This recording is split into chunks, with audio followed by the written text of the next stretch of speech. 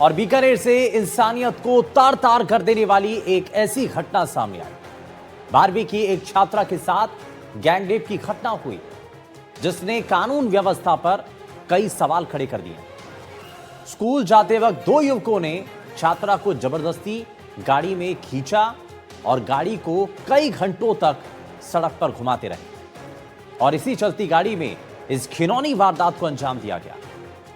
आखिर क्या यह पूरा मामला है, जरा आगे आपको दिखाते हैं। 12वीं की छात्रा से गैंगरेप, चलती कार में दिया वारदात को अंजाम, स्कूल जाते समय किया किडनैप, पीड़िता को दी जान से मारने की धमकी।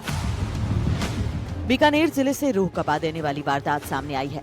नापासर थाना क्षेत्र में स्कूल जा रही 12वीं कक्षा की एक छात्रा को रास्ते से अगवा कर चलती कार में गैंगरेप किया गया। आरोप एक वकील और उसके साथी पर लगा है। पुलिस ने घटना के 5 दिन बाद मामला दर्ज कर जांच शुरू की है। पीड़िता के परिजनों द्वारा दर्ज कराई गई रिपोर्ट के मुताबिक ये घटना 6 जनवरी की है। छात्रा हमेशा की तरह अपने घर से स्कूल के लिए निकली थी। स्कूल के पास ही पहले से घात लगाए बैठे हंसराज सारस्वा और एक वकील ने छात्रा को जबरन अपनी कार में खींच लिया। छात्रा को किडनैप कर घंटों तक सुनसान सड़कों पर घुमाते रहे। इस दौरान आरोपियों ने छात्रा को जान से मारने की धमकी दी। बारी बारी से उसके साथ दुष्कर्म किया। छात्रा के विरोध करने पर उसे डराया धमकाया गया। वारदात के दौरान जब कार एक पड़ोसी गांव से गुजरी तो वहां मौजूद ग्रामीणों को शक हुआ। ग्रामीणों ने पीछा करके कार को रुकवा लिया। भीड़ देखकर आरोपी घबरा गए। छात्रा को वहीं छोड़कर आरोपी मौके से फरार हो गए। ग्रामीणों ने तुरंत पीड़िता के परिजनों को सूचना दी, जिसके बाद बदहवास हालत में छात्रा को घर ले जाया गया।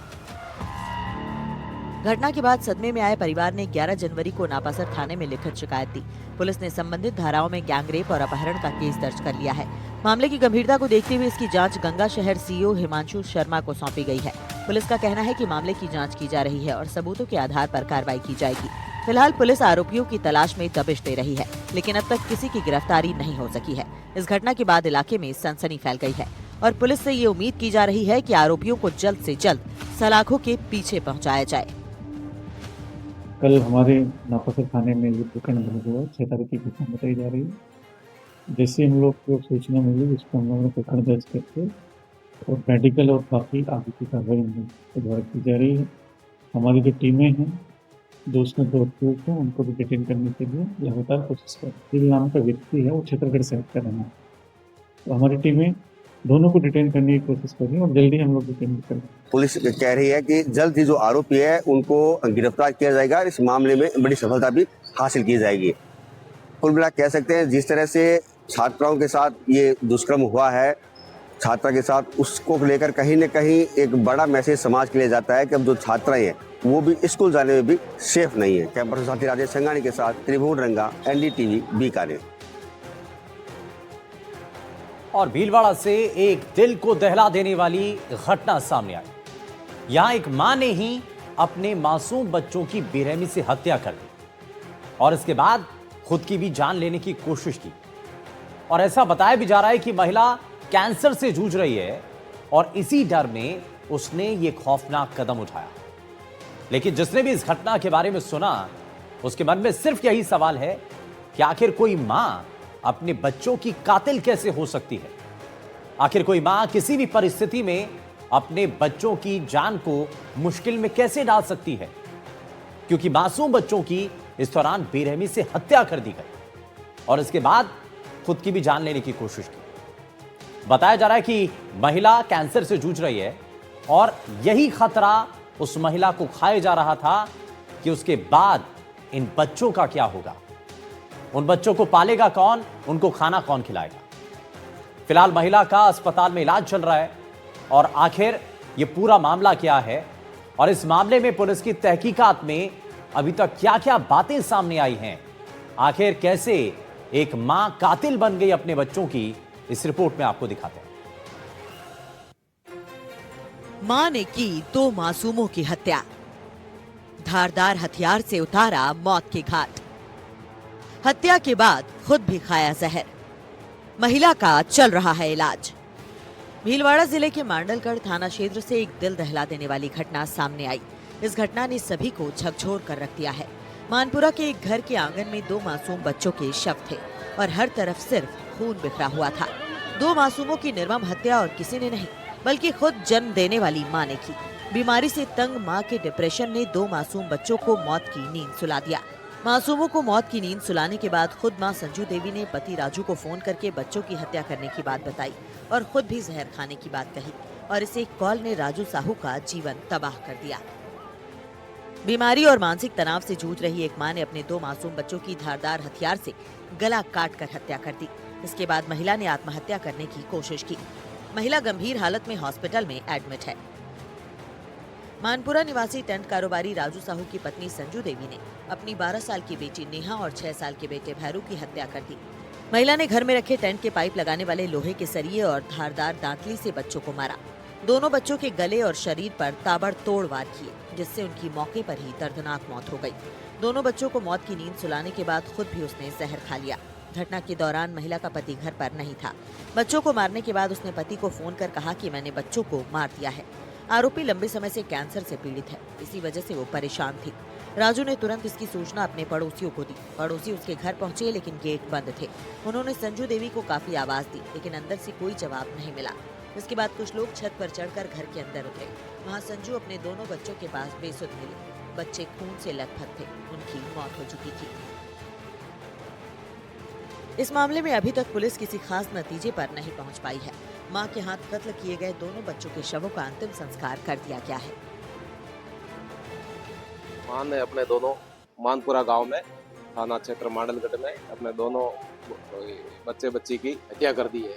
मां ने भी जहर खा दिया, जो अस्पताल में भर्ती है। दृष्टया वो मानसिक रूप से विक्षिप्त या मानसिक रूप से बीमार लगती है महिला के कारण बाकी जांच जारी है। सूचना मिलने के बाद मांडलगढ़ पुलिस मौके पर पहुंची और घटनास्थल को सीज कर दिया। फिलहाल पुलिस मामले की जांच कर रही है कि आखिर एक मां ने इतना बड़ा कदम क्यों उठाया और इसके पीछे की असली वजह क्या है।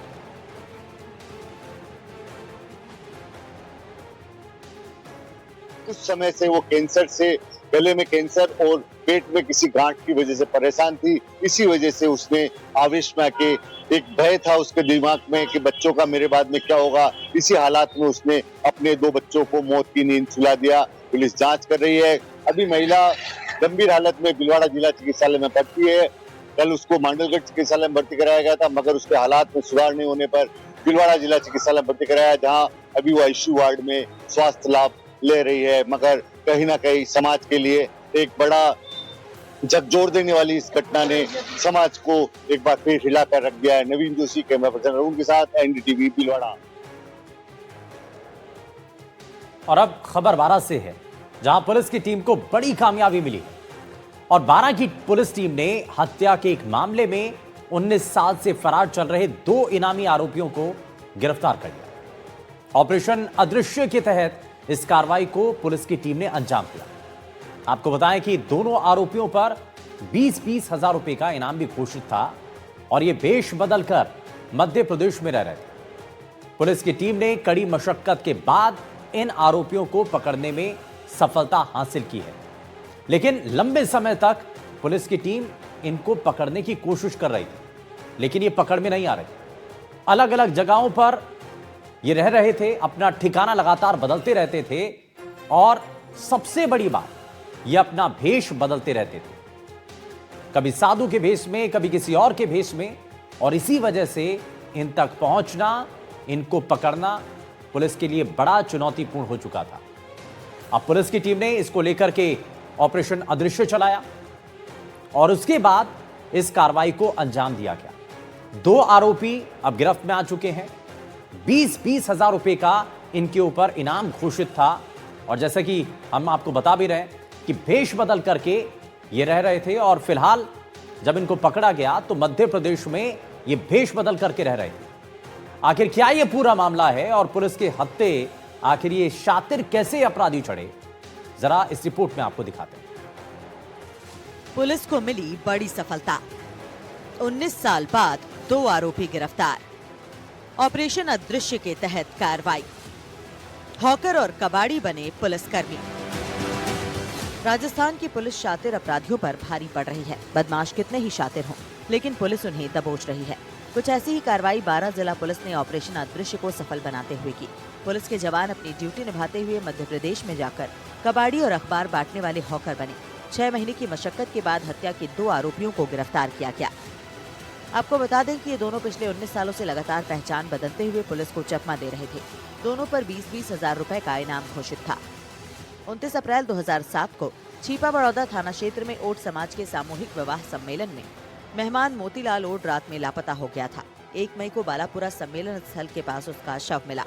शव पर चोट के निशान थे और मुंह पर तेजाब डाला गया था। जांच में सामने आया कि मोतीलाल की पप्पू ओड से दुश्मनी थी। पप्पू ओड ग्वालियर का रहने वाला था। इसने अपने 2 साथियों के साथ मिलकर हत्या को अंजाम दिया।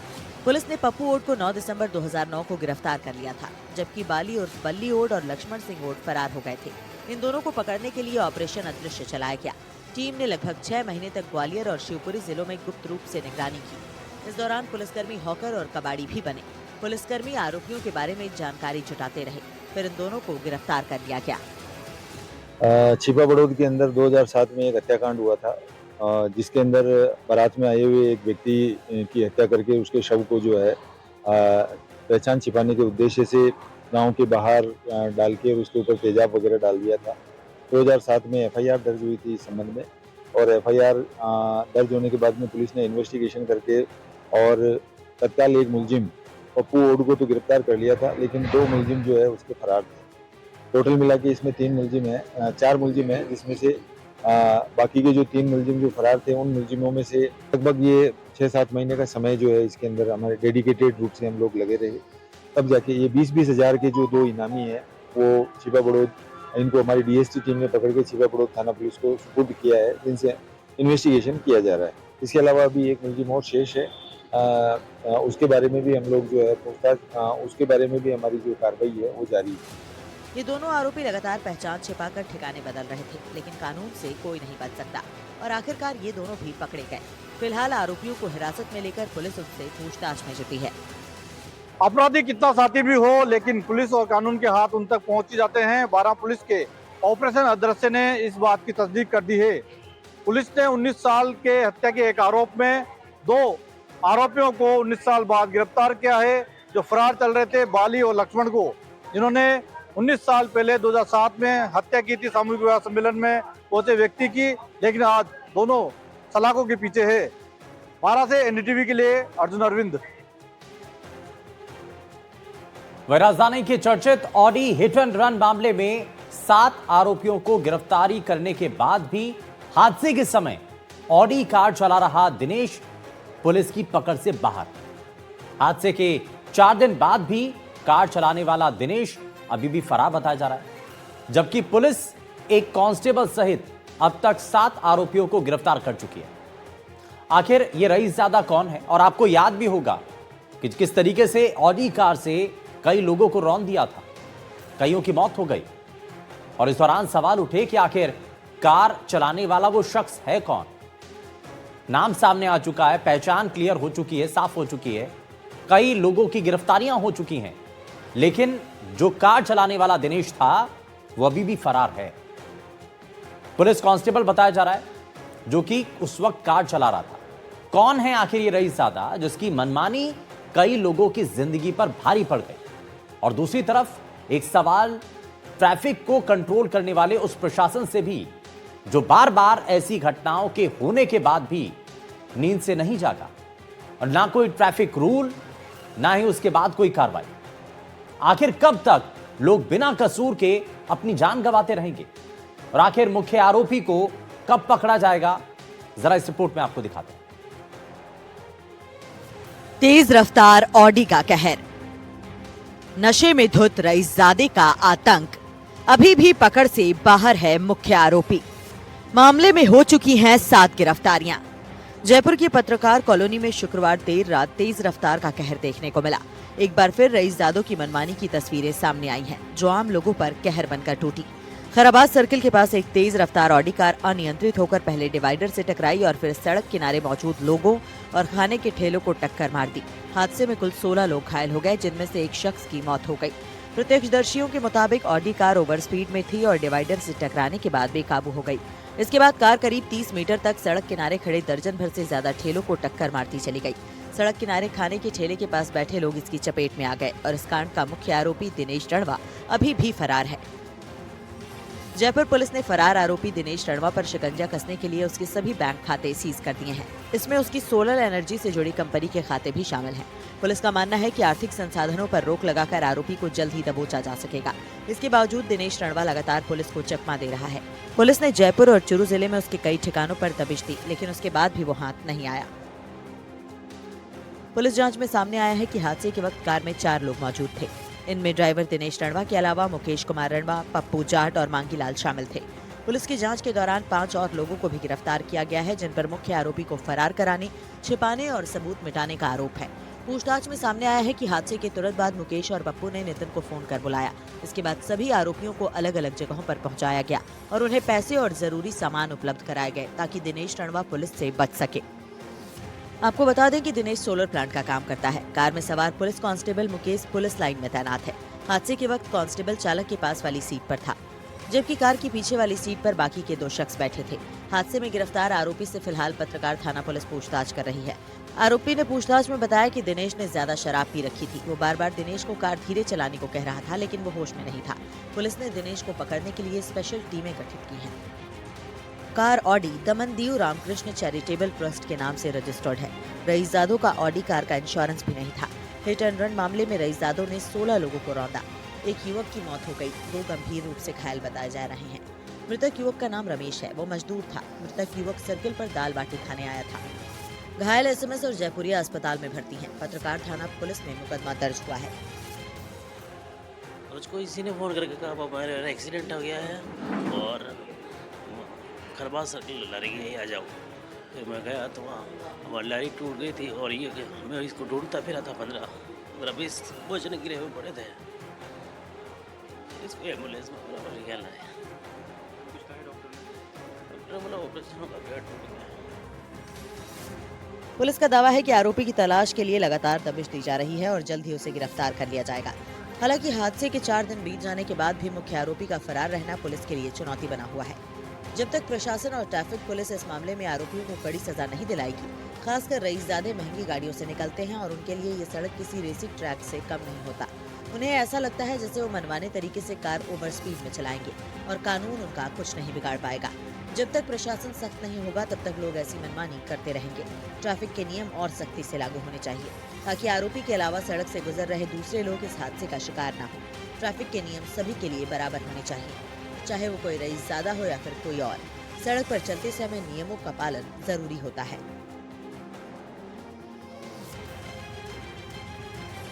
औटी सड़क हादसे में पुलिस अभी तक 7 आरोपियों को गिरफ्तार कर चुकी है, लेकिन मुख्य आरोपी दिनेश अभी भी पुलिस की पकड़ से बाहर है। पुलिस ने उसके जयपुर और चूरू ठिकानों पर दबिश दी, लेकिन उसका सुराग नहीं मिल पाया है।